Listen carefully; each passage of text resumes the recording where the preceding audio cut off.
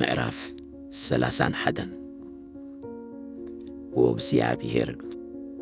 ኣባኻ ውከላለኹ ከቶ ኣይተሕፍረኒ ስለ ጽድቅኻ ኢልካ እናግፈኒ እዝንኻ ናባይ ኣድነን ቀልጢፍካ እናግፈኒ ጽኑዕ ከውሒ ዕርዲ ምድሓነይ ኩነኒ እምባይን ዕርደይን ንስኻ ኢኻ እሞ ስለ ስምካ ኢልካ ምርሓኒ ኣሳልየኒ እውን ንስኻ ጸግዐ ኢኻ እሞ ካብቲ ብሕቡእ ዘጻወዱለይ መፈንጥራ ኣውፃኒ ንመንፈሰይ ኣብ ኢድካ እማዕቁባ ኣለኹ ወእግዚአብሔር ኣምላኽ ሓቂ ኣድሒንካኒ ኢኻ ነቶም ናብ ኮንቱነት ሓሶት ዝጽጉዑ እጸልኦም እየ ኣነ ግና ኣብ እግዚኣብሔር እየ ዝውከል ንመከራይ ርኢኻዮ ንጸበባ ነፍሰይ ፈሊጥካዮ ናብ ኢድ ጸላኢ ኣይሃብካነን ነእጋረይ ኣብ ገፊሕ ቦታ ደው ኣቢልከየን ኢኻ እሞ ብምሕረትካ ክፍሳህ ክሕጐስ እውን እየ ወእግዚአብሔር ጸቢቡኒ እሞ መሓረኒ ዓይነይ ነፍሰይ ከብደይ እውን ብሓዘን መሃሚኑ ህይወተይ ብጓሂ ዓመታተይ ብእህህታት ወዲኡ ሓይለይ ብኣበሳይ ላሕልሕዩ ኣዕጽምተይ እውን ማህሚኑ እሞ ብሰሪ ኹላቶም ጸላእተይሲ መጻረፊ ኾይነ ንጐረባብተይ ኣውራ መጻረፊ ንዝፈልጡኒ መፍርሒ ኾይነ እቶም ኣብ ኣደባባይ ዝርዩኒ ካባይ ይሃድሙ ኣለዉ ከም ምዉት ካብ ልቢ ተረሲዐ ከም ስቡር ኣቕሓ ኾይነ ሕሜት ብዙሓት ሰሚዐ ኣለኹ እሞ ኣብ ኩሉ ወገን ስምባድ ኣሎ ንጕድኣተይ ክምኽሩ ኸለዉ ንህይወተይ ክነጥቅዋ ጠላለፉ ኣነ ግና ወእግዚአብሔር ኣባኻ ውከል ኣለኹ ኣነስ ንስኻ ኣምላኸይ ኢኻ በልኩ ዕለታተይ ኣብ ኢድካየን ካብ ኢድ ጸላእተይን ሰጐግተይን ኣናግፈኒ ንገጽካ ናብ ባርያኻ ኣብርሃዮ ብሳህልኻ ኣድሕነኒ ወእግዚአብሔር ናባኻ ተማህሊለ ኣለኹ እሞ ኣይተዕፍረኒ ረሲኣን ይሕፈሩ ኣብ ሲኦል እውን ስቕ ይበሉ እተን ንጻድቕ ብትዕቢትን ንዕቐትን ደፊረን ዝዛረብኦ ሓሰውቲ ኸናፍርሲ ይተዓበሳዳ ነቶም ዝፈረውኻ ዝዓቑርካሎም ነቶም ኣባኻ ዝምሕፀኑ ኣብ ቅድሚ ደቂ ሰብ ዘዳልኻዮ ልኻድካ ክንደይ ዓብዩ ካብ ውዲት ሰብ ብመሰወርያ ገጽካ ትኽውሎ ካብ ክርክር መልሓስ ኣብ ድንኳንካ ትሓብኦም ኣብ ጽንዕቲ ኸተማ ዘደንቕ ሳህሉ ኣርዩኒ እሞ እግዚኣብሔር ይባርኽ ኣነስ ብስምባደይ ካብ ዒንትኻ ተሰጊገ የበልኩ ናባኻ እንተኣወይኹ ግና ድምፂ ጸሎተይ ሰማዕካ ኣቱም ቅዱሳን ኩልኹም ንእግዚአብሔር ኣፍቅርዎ እግዚኣብሔር ንእሙናት ይሕልዎ ንዕቡይ ከዓ ኣብዚሑ ይፈድየዩ ኣቱም ብእግዚአብሔር ተስፋ እትገብሩ ኩልኹም በርትዑ ልብኹም እውን ይጽናዕ ምዕራፍ 32 ኣበሳኡ ተሓድገሉ ሓጢአቱ ተሰወረሉ ሰብ ብፁዕ እዩ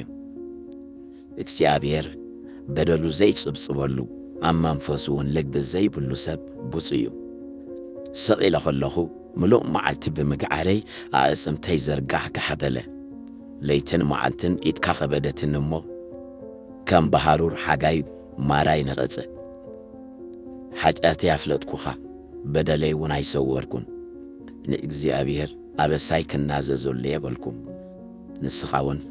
እከይ ሓጢአተይ ይቕረበልካለይ ስለዚ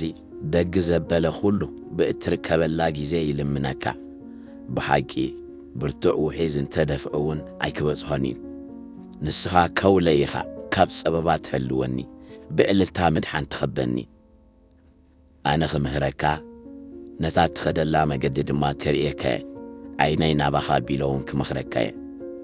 ከምቶም ኣእምሮ ዘይብሎም ናባኻ ምቕራብ ስለ ዝዓበየ ብልባብን ብልጓምን ዝግርሑ ኣፍራስን ኣባቕልን ኣይትኹኑ ንረሲእ ብዙሕ ስቓይ ኣለዎ ነቲ ኣብ እግዚኣብሔር ዝውከል ግና ንእኡ ብጸጋሕ ክኸቦ እዩ ኣቱም ጻድቃን ብእግዚአብሔር ተሓጐሱ ባህ ድማ ይበልኩም ኣቱም ቁኑዓት ልቢ ኹላትኩም እልል በሉ ምዕራፍ 33 ኣቱም ጻድቃን ብእግዚአብሔር እልል በሉ ንቖንዓሲ ምስጋና ይግብኦም እዩ ንእግዚአብሔር በመሰንቆ ኣመስግንዎ 10 ኣውታር ብዘለዎ በገና ዘምሩሉ ሓድሽ መዝሙር ዘምሩሉ ብእልልታ ኣጸቢቕኩም ቃኒ ኢሉ ቃል እግዚአብሔር ቁኒዕ እሞ ተግባሩ ኩሉውን እሙን እዩ ጽድቅን ፍርድን ይፈቱ ምድሪ ብሳህሊ እግዚአብሔር መሊኣ እያ ሰማያት ብቓለ እግዚአብሔር ብዘሎ ሰራዊቶም እውን ብስትንፋስ ኣፉ ተገብሩ ንማያት ባሕሪ ከም ኩስስቲ ይኽምሮ ንመዓሙቕ ኣብ መዛግብቲ ይእክቦ ንሱ በለ ኮነ ድማ ንሱ ኣዘዘ ቆመ ኸዓ እሞ ምድሪ ብምልኣ ንእግዚአብሔር ትፍርሃዮ ኣብ ዓለም ዝነብሩ ኹሎም ብእኡ ይሸበሩ እግዚአብሔር ንምኽሪ ኣሕዛብ ከንቱ ይገብሮ ንሓሳባት ሕዝብታት የጥፎ ምኽሪ እግዚአብሔር ንዘለዓለም እዩ ሓሳባት ልቡ እውን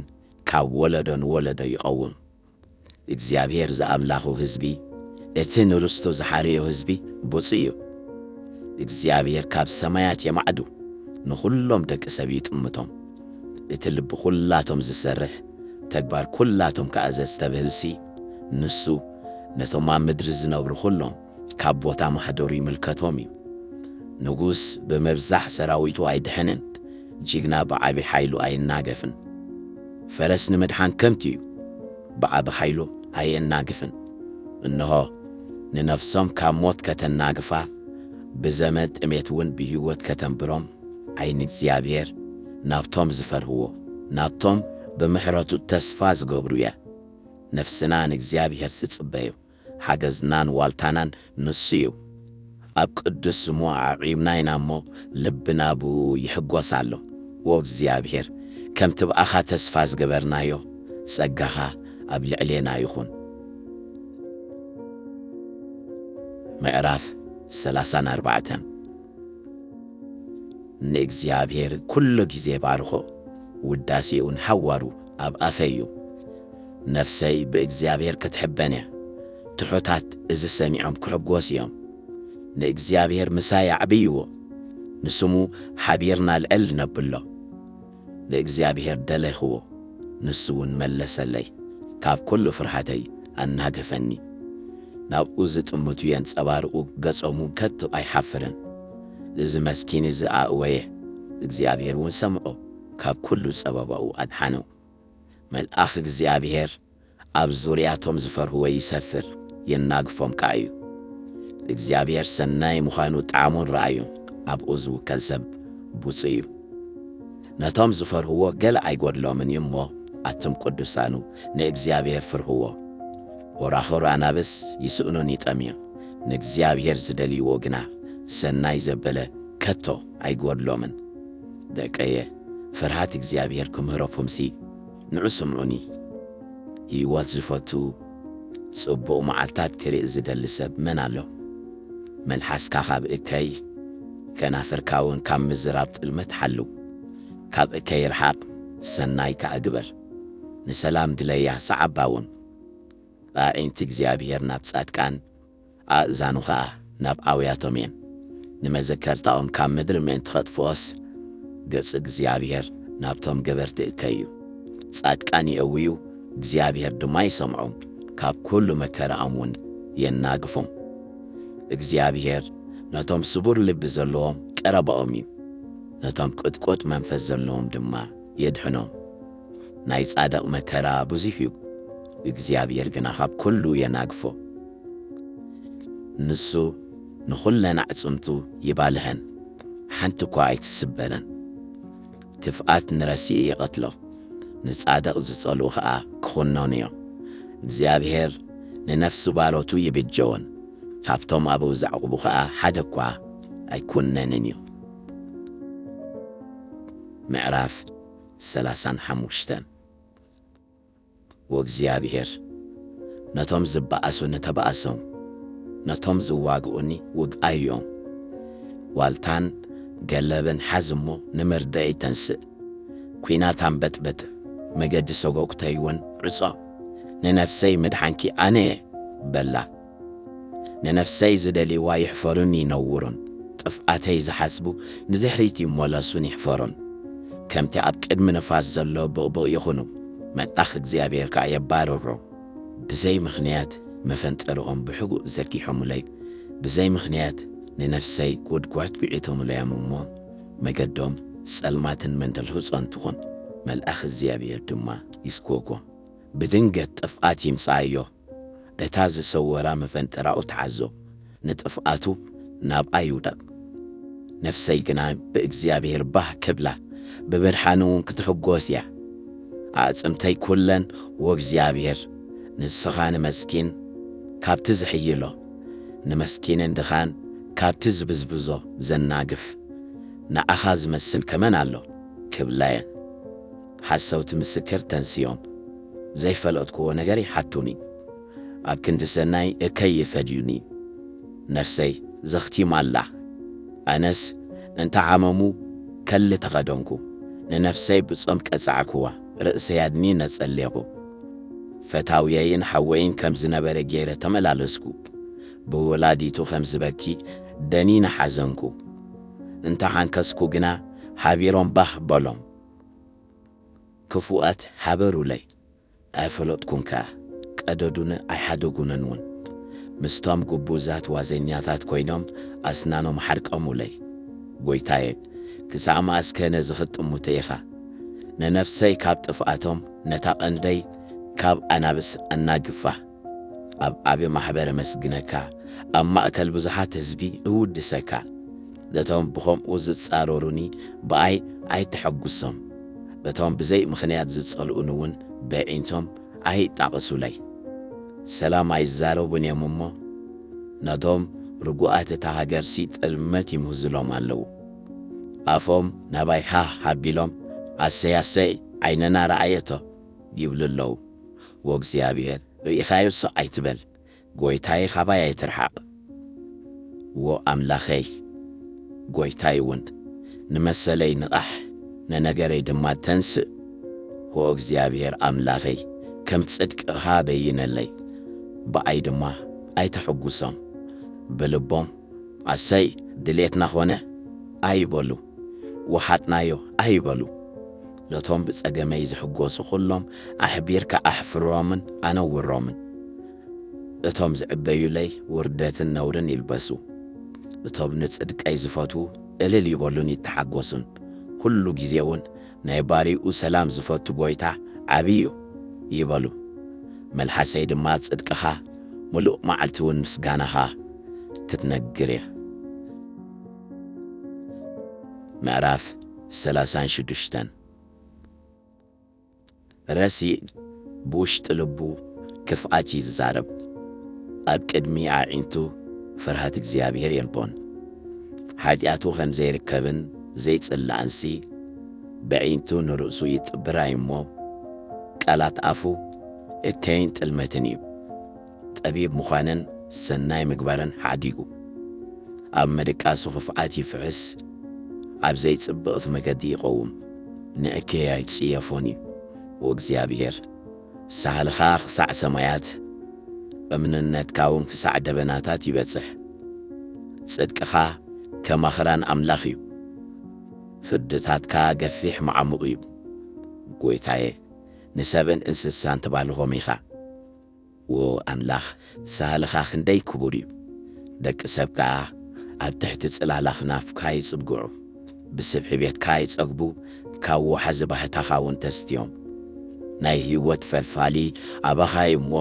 ብብርሃንካ ብርሃን ንርኢ ኣሎና ሳልኻ ነቶም ዝፈልጡኻ ጽድቅኻ እውን ንቖኑዓት ልቢ ወስኽ እግሪ ዕቡይ ኣይምጽኣኒ ኢድ ረሲኣን ኣይትስጐጎኒ እንሆ እቶም ገበርቲ እከይ ኣብኣ ወደቑ ተፈገሙ ክትንስኡኻ ኣይክእሉን እዮም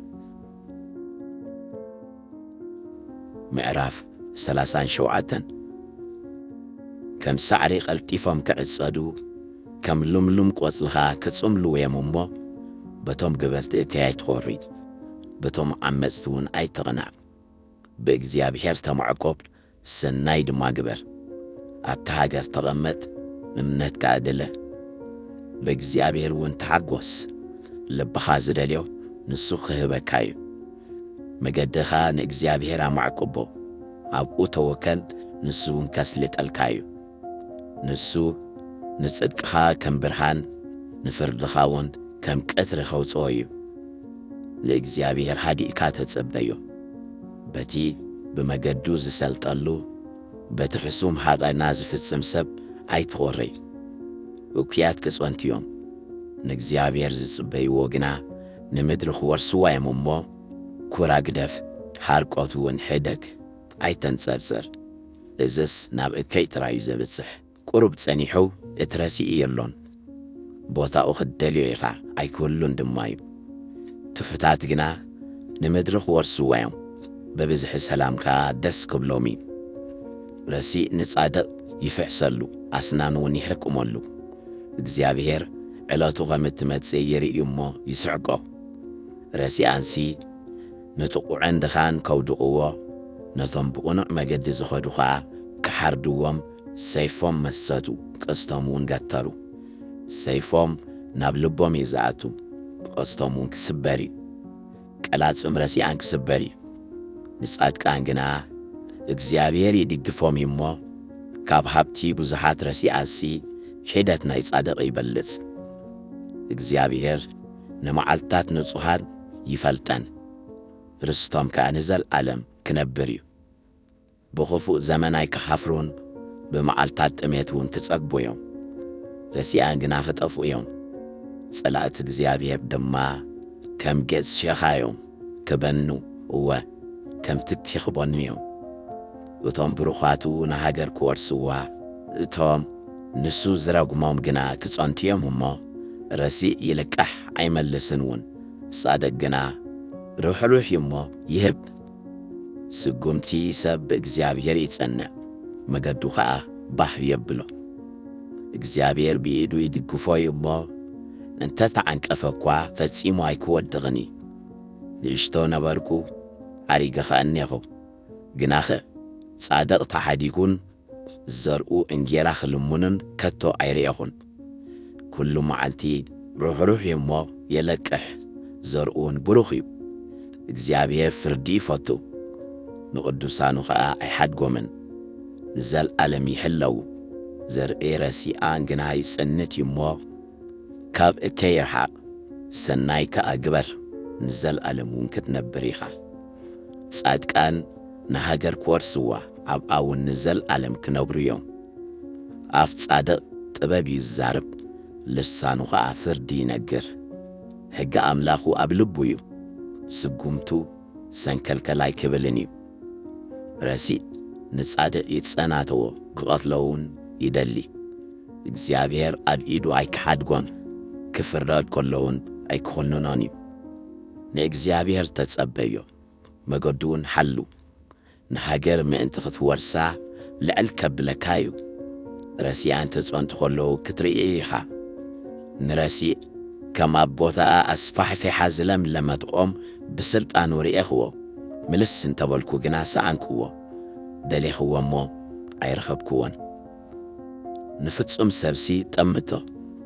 እዚ ሰብ እዙ ዳሕራዩ ሰላም እዩ እሞ ነዚ ቕኑዕ ረአዮ በደልቲ ግና ኲላቶም ክጠፉ እዮም ረሲኣን እውን ዳሕራዮም ክቑረጽ እዩ ምድሓን ጻድቃን ግና ካብ እግዚኣብሔር እዩ ንሱ ብዘመን ጸገማ መኸወሊኦም እዩ እግዚኣብሔር ይረድኦምን የናግፎምን ናብኡ ተጸጊዖም እዮም እሞ ካብ ረሲኣን የናግፎምን የድሕኖምን እዩ ምዕራፍ 38 ወእግዚአብሔር ብኵራኻ ኣይትገስጸኒ ብነድርኻ ኣይትቕጽዓኒ ፍላጻታትካ ወጊአናን እየን እሞ ኢድካ ኸቢዳትንላ በደለይ ንርእሰይ ተዓዛዚርዎ ከም ከቢድ ጾር ኣዝዩ የኸብደንሎ እሞ ብኹራኻ ንስጋይ ጥዕና የብሉን ብስሪ ሓጢአተይ ከዓ ኣዕጽምተይ ድሕንነት ይእኑሎ ብሰሪ ዕሽነተይ ኣቕሳለይ የብድብድን ይመጕልን ኣሎ ኣነ ጐበጥኩ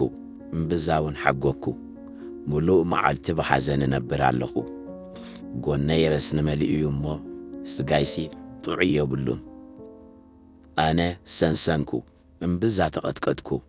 ካብ ሓዘን ልበይ ተላዕለ እግዕር ኣለኹ ጐይታየ ኩሉ ሃረርታይ ኣብ ቅድሜኻ እዩ እህህታይ ኣይተሰወረካን ልበይ ትርግ ዲበን ሓይለይ ጠልመኒ ኣሎ ብርሃን ዓይንተይ ጠፊእኒ እዩ ፈተውተይ ናዕሩኸይን ካብ ስቓየይ ይርሕቑ ኣዝማደይ ከኣ ኣብ ርሑቕ ደው ይብሉ ኣለዉ ንነፍሰይ ዝደልዩ ኸዓ መጻወድያ የጻውዱለይ ጐድኣተይ ዝደልዩ ድማ ክፉእ ነገር ይዛረቡ ምሉእ መዓልቲ እውን ጥልመት ይሓስቡለይ ኣለዉ ኣነ ግና ከም ጸማም ኮይነ ኣይሰምዕን ኣፉ ከም ዘይከፍት ዓባስ ኮንኩ እወ ከም ዘይሰምዕ ብኣፉ እውን ምላሽ ዘይብሉ ሰብኣይ ኮንኩ ወእግዚአብሔር ብኣኻ ተስፋ ገብር ኣለኹ እሞ ጐይታይ ኣምላኸየ ንስኻ ክትመልስ ኢኻ እግረይ እንተንደልሃፀ ከይዕበዩለይ እሞ ብኣይ ከይሕጐሱ በልኩ ኣነ ነምሕንካስ ቀሪበየ እሞ ስቓየይ ኩሉ ጊዜ ኣብ ቅድመይ እዩ በደለይ እናዘዝ ኣለኹ እሞ ብሓጢኣተይ ጉህለኹ ጸላእተይ ግና ያዋንን ሓያላትን እዮም ብዘይ ምኽንያት ዝጸልኡኒ ኸዓ ብዙሓት እዮም ንሰናይ ስዕቦ ስለ ዘለኹ ድማ ኣብ ክንዲ ሰናይ እከይ እናፈደዩ ይቃወሙኒ ኣለዉ ጐይታይ ኣይትሕደገኒ ኣምላኸይ ካባየ ትርሓቕ ጐይታይ ምድሓነይ ንምርደአይ ቀልጥፍ ምዕራፍ 39 ብመልሓሰይ ከይስሕት ንመገድታተይ ክጥንቅቐለን ረሲ ኣብ ቅድመይ ከሎ ንኣፈይ ብልጓም ክገቲ የበልኩ ስቕ ብምባለይ ዓባስ ኮንኩ ካብ ጽቡቕ እኳ ስቕ በልኩ ቃንዛይ ከኣ ገደደ ልበይ ኣብ ውሽጠይ ረሰነ ከስተንትን ከለኹ ሓዊ ተቓጸለ ብመልሓሰይ ከኣ ተዛረብኩ ወእግዚአብሔር ከመይ ዝበልኩ ሓላፊ ምዃነይ ምእንቲ ዝፈልጥ መወዳእታይን ልክዕ መዓልትታተይን ክንደይ ምዃኑ ኣዘክረኒ እንሆ ንመዓልትታተይ ከም ምናሕ ስድሪ ገበርካየን ዕድመይ ኣብ ቅድሜኻስ ከም ምናምን እዩ ብሓቂ ኩሉ ሰብ ጸኒዑ እንተቖመ እኳ ከንቱ ጥራይ እዩ ብሓቂ ሰብ ከም ጽላሎት ይመላለስ እወ ንኾንቱ እዩ ዝህወኽ ይድልብ ንመን ምዃኑ እውን ኣይፈልጥን ሕጂ ኸ እንታይ ጽበ ኣለኹ ጐይታየ ተስፋይ በኣኻ እዩ ካብ ኩሉ ኣበሳይ እናግፈኒ መላግዕ ዓያሱ ኣይትግበረኒ ንስኻ ኢኻ እዚ ዝገበርካ እሞ ስቕብል ኣፈይ ኣይከፍትን ብመውቃዕቲ ኢድካ እጠፋእ ኣለኹ ንመዓድካ ኸባይ ኣርሕጶ ብበደሉ እናገሰጽካ ንሰብ እንተቐጻዕካዮ ንኽብረቱ ኸንብል እጌርካ ተጥፎ ብሓቂ ኩሉ ሰብ ከንቱ እዩ ኣብ ቅድሜኻ ጋሻ ከም ኩሎም ኣቦታተይ ስደተኛ እሞ ወጐይታይ ጸሎተይ ስማዕ እዝነኻ ናብ ኣውያተይ ምለስ ብነብዓተይ ስቕ ኣይትበል ካብዚ ኸይከድኩ ህልውናይ ከይጠፍአ ክቐስንሲ ህደገኒ ምዕራፍ 40 ንእግዚአብሔር ተዓዲሰ ተጸቤኽዎ ንሱ እውን ናባይ ደኒኑ ኣውያተይ ሰምዐ ካብ ጕድጓድ ጥፍኣት ከኣ ካብ ትረግረግ ጸብሪ ኣውፃኒ ኣእጋረይ ኣብ ከውሒ ኣቑሙ ንስጉምተይ ኣጽምዑ ሓድሽ መዝሙር ምስጋና ንኣምላኽና ኣብ ኣፈይ ኣንበረ ብዙሓት ዝሪኦም ክፈርሁ ናብ እግዚኣብሔር እውን ክውከሉ እዮም እቲ ንእግዚኣብሔር እምንትኡ ዝገብሮ ናብቶም ዕቡያትን ናብ ሓሶት ዘግልሱን ዘይብል ሰብ ብዙሕ እዩ ጐይታይ ኣምላኸ ተኣምራትካን ንኣና ዝሓሰብካዮ ሓሳባትካን ብዙሕ እዩ ንኣኻ ዝመስል ከቶ የልቦን ክነግረሉን ክዛረበሉን እንተደልየኹስ ምቝጻሩ ዘይከኣል ብዙሕ እዩ መስዋዕትን መባእን ባህጉ የብልካን ኣእዛነይ ከፈትካ ኣለይ መስዋዕቲ ምሕራርን መስዋዕቲ ሓጢኣትን ኣይትደልን ኢኻ ሽዑ እኔኹ መጻእኩ ኣብቲ ጥቕሉል መጽሓፍ ስለይ ተጻሒፉሎ ኣምላኸየ ፍቓድካ ንምግባር ባህጊ ኣሎኒ ሕግኻ እውን ኣብ ውሽጢ ልበይ እዩ በልኩ ጽድቅኻ ኣብቲ ዓባይ ማሕበር ኣበሰርኩ እንሆ ከናፍረይ ኣይዓፀኹን ጐይታየ ንስኻ ትፈልጥ ኣለኻ ንጽድቅኻ ውሽጢ ልበይ ኣይሓባእክዎን እሙን ምዃንካን መድሓንካን ነገርኩ ሳህልኻን ሓቂኻን ነቲ ዓባይ ማሕበር ኣይሓባእኩን ጐይታየ ንስኻ ምሕረትካ ኣይትኽልኣኒ ሳህልኻን ሓቂኻን ኣዘውቲረን ይሓልዋኒ ቁፅሪ ዘይብሉ መከራ ኸቢቡኒ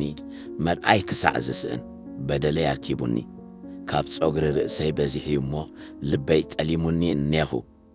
ወእግዚአብሔር ንምንጋፈይ ስመር ጐይታየ ንምርደይ ቀልጥፍ ንነፍሰይ ከጥፍእዋ ዝደልዩ ኹሎም ሓቢሮም ይሕፈሩን ይነውሩን እቶም ብመከራይ ዝሕጐሱ ንድሕሪት ይመለሱን ይሕፈሩን እቶም እሰይ እሰይ ዝብሉኒ ብሰሪ ነውሮም ይሰንብዱ ንኣኻ ዝደልዩ ኲሎም ይተሓጐሱ በኣኻ እውን ባህ ይበሎም ምድሓንካ ዘፍቅሩ ዘበሉ ከየኰሩ እግዚኣብሔር ዓብዪ እዩ ይበሉ ኣነስ ሽጉርን ምስኪንን እየ እግዚኣብሔር ግና ይሓልየለይ ኣሎ ረዳእየይን መናገፍየይን ንስኻ ኢኻ ኣምላኸየ ኣይትደንጊ